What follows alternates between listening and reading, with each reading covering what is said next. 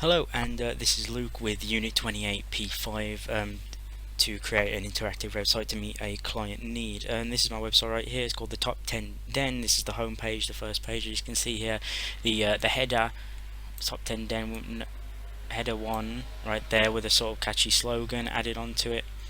And then header 2 here, home and welcome page, to say what the page is.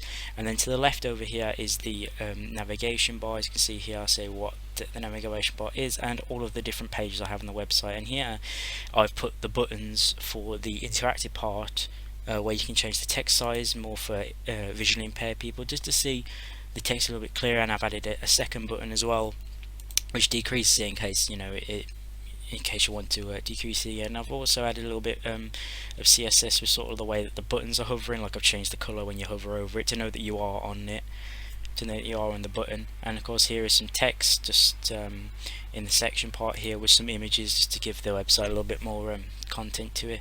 And the second page here, and the whole point of this website of course is for different top 10 lists.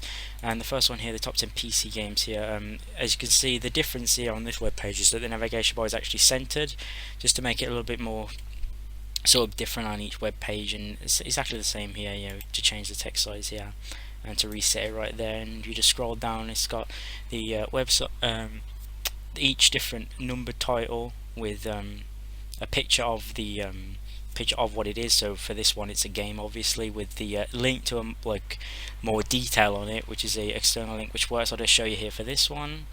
If you go onto it, and it leads you straight to the website which I put on the website, and it doesn't come up with any errors or anything. And so you just scroll down there and you come back up to the third page.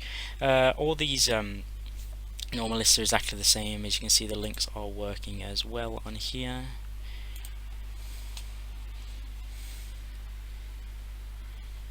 And for the final one, just the biography, as you can see, it works perfectly fine. The text is all there, you can enlarge it if you need to, anything like that. And finally for the contact page, I've sort of gone back to navigation by going to the left side, and I've included the email interactive to send an email to my email address. And I did this by saying, basically, you put your first and last name in here. I'm just going to put this in here, and your email address, you put in whatever your image is. So I know someone at gmail.com, and then type any content or feedback that you want to put to the website. So pretty okay website, could do with more top 10. Spell that wrong.